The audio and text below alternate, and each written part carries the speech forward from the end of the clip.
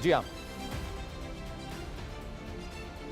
अब इससे पहले कि हम और कंटेंट आपको बताएं, डिस्कशन के लिए चलते हैं और एक कंटेंट और बाकी है। सौरभ, क्या आप ग्राफिक दे रहे हैं मुझे? ठीक है, वॉल पे ग्राफिक सौरभ देने जा रहे हैं मुझे। मैं आपको दिखाता हूं, मेरे प्रोड्यूसर ने शो के। मैं अब आपकी स्क्रीन पर वो लोकेशन, धार्मिक पहचान के आधार पर जो आतंकी हमले हुए, क्या क्या थे जगह? लालू बस नरसंहार, आपको याद होगा 6 जुलाई 1987 की घटना है, 38 मौतें हुई थी, खालिस्तान ने मारा। दूसरी घटना फतेहाबाद बस नरसंहार, आपको याद होगा। जी हाँ, 7 जुलाई 1987 की घटना है, 34 लोग मारे गए थे, ये भी खालिस्तानियों ने किया। तीसरा जो घटनाक्रम है वो है पहलगाम, 22 अप्रैल 2025, 26 लोग मारे गए, आतंकी संगठन टीआरएफ का नाम उसमें शामिल है। चलिए, पैनल जुड़ गया है, पैनल के साथ चलते हैं डिस्कशन के लिए। स्वागत कीजिए। आपकी स्क्रीन पर मेरे तमाम पैनल दिखाई देगा। मेजर जनरल अनुज माथुर साहब मेरे साथ हैं। सर, बहुत बहुत स्वागत है, बहुत शुक्रिया, आपने वक्त निकाला हमारे लिए। Ashok Kumar, farmer DGP, sir आपका भी बहुत बहुत स्वागत है। इसके अलावा पीओके एक्टिविस्ट अयूब मिर्जा साहब मेरे साथ हैं, कल भी मेरे साथ मेरे शो में थे, बहुत स्वागत है आपका, खैर मकदम है। अली अशरफ रत्ता मेरे साथ हैं, पाकिस्तानी जर्नलिस्ट, आपका भी रत्ता साहब बहुत बहुत स्वागत है। जनरल साहब, सबसे पहले मैं आपके पास आ रहा हूं।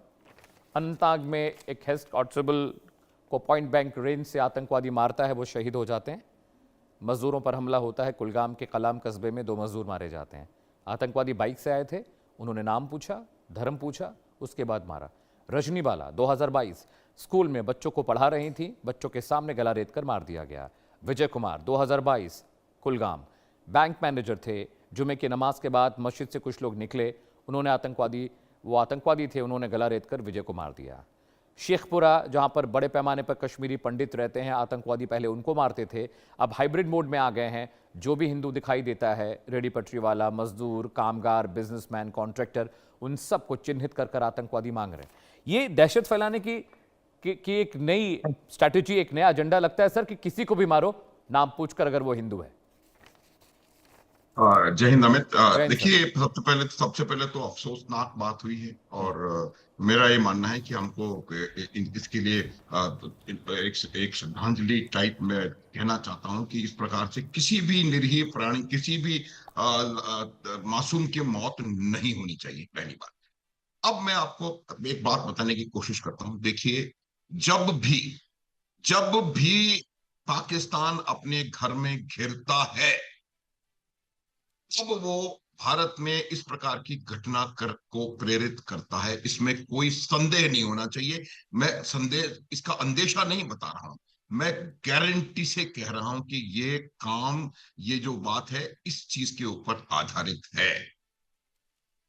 आतंकवाद पाकिस्तान की विदेश नीति और सुरक्षा नीति दोनों का हिस्सा है। जो लश्कर है, जो जैश है, जो हिजबुल है, ये पाकिस्तान की फॉरवर्ड रेजिमेंट्स हैं। पाकिस्तान की आर्मी और पाकिस्तान की आईएसआई जब भी परेशानी में आती है कहीं भी, वो कुछ ना कुछ अपना डाइवर्शनरी टैक्टिक्स लगा करके ध्यान बटाने के लिए इस प्रकार की हरकत करते हैं, पहली बात।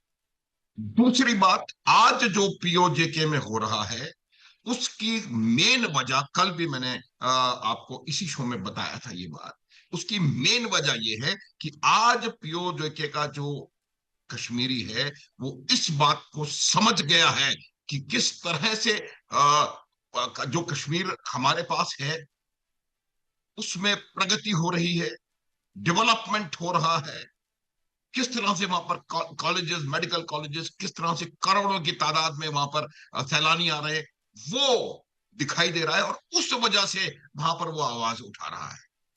अब ये उनका उद्देश्य है कि जो प्रगति हो रही है उस पर कोशिश करें कि उसके ऊपर थोड़ा ब्रेक लगाया जाए। जो हालात बिल्कुल सुधर गए हैं, ये बताया जाए कि वहां पर भी हालात जो हैं वो थोड़े से, हालांकि इक्के दुक्के इस प्रकार की घटनाओं से कोई खास अंतर पड़ने वाला नहीं है, और अगर ज्यादा कुछ करने की कोशिश करें तो इनको याद होना चाहिए मई 2025। तो एक चीज और मैं आपको बताना चाहता हूं। देखिए, जब जब भी आप इस प्रकार से सेलेक्ट करके किलिंग करते हैं, जो कांस्टेबल था वो तो हिंदू नहीं था। मकसद मकसद ये है, मकसद ये है, अमित एक सेकंड और, मकसद ये है कि किसी तरह से ऐसा माहौल बनाने के का प्रयास किया जाए कि यहां पर भी हालात जो है वो खराब हो रहे हैं, जो कि संभव नहीं है क्योंकि इतना बदल चुका है। मैंने बहुत समय निकाला है कश्मीर में, हमें इतना बदल गया है, इतनी प्रगति, इतनी तरक्की, हर जगह, हर गांव शहर में डबल लेन, 4 लेन रोड्स। आप सोच नहीं सकते किस प्रकार से वहां पर काम हुआ है पिछले 7-8-10 साल में। राइट तो सर। मेरा ये मानना है कि वो कोशिश कर रहे हैं कि भारत में इस प्रकार की हरकत करी जाए ताकि सिक्योरिटी चैलेंज बने और उकसाया जाए, भारत को उकसाया जाए ताकि वो अपने लोगों का ध्यान वहां से भटका सके। Right sir, point taken. Sir पिछले 15 सालों से 17 साल तो मैं भी कश्मीर को वॉच कर रहा हूँ, बहुत डेवलपमेंट वहाँ पर हुई है। मेरे साथ बाकी पैनल भी आपको दिखाई दे रहा है। अशोक सर, मैं आपके पास आ रहा हूँ, उसके बाद मैं बाकी अपने पीओके के जो गेस्ट जुड़े हुए हैं और रता साहब हैं। सर एक चीज़, एक पैटर्न देखने को मिला। 2022 की बात है, मैं कश्मीर में था सर। बीबी कैंट का इलाका है जहाँ पर आर्मी का बेस कैंप है, वहाँ पे मैं था।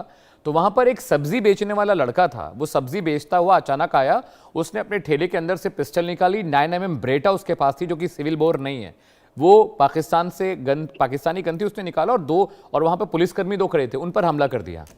और ये मतलब अचानक एक दूध बेचने वाला बच्चा है, वो गन निकाल के मार देता है। रेहड़ी पट्टी पे लोग खड़े हैं, अचानक जा रहा है, भाई क्या बेच रहे हो, अच्छा गोलगप्पे जरा खिलाना, वो गोली मार देता है।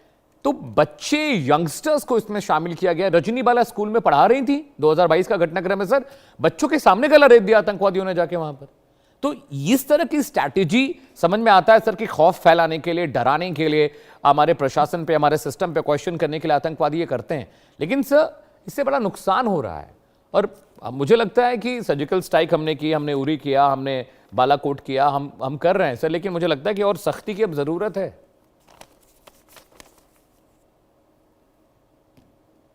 देखिए, ये सब बहुत प्लान ढंग से करना पड़ता है, आप भी जानते हैं। Right sir. अगर ऑपरेशन सिंदूर हुआ तो उसके पीछे बहुत लंबी चौड़ी प्लानिंग चाहिए, क्योंकि ये मुद्दा छोटा नहीं होता है, इंटरनेशनल लेवल के मुद्दे हैं। इसमें कोई शक नहीं कि फ्रंट इनका जो भी हो, टीआर जैसे मोहम्मद 2 लाख से, सबके पीछे आईएसआई है, सबके पीछे पाकिस्तान आर्मी है, वही लोगों को हथियार दे रही है, वही इनको बच्चों को रेडिकलाइज कर रही है।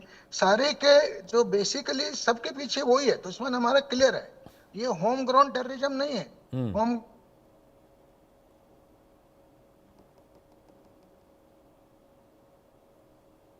शायद नेटवर्क का ग्लिच है, कोई नहीं। डीजी साहब, मैं आपके पास आता हूँ।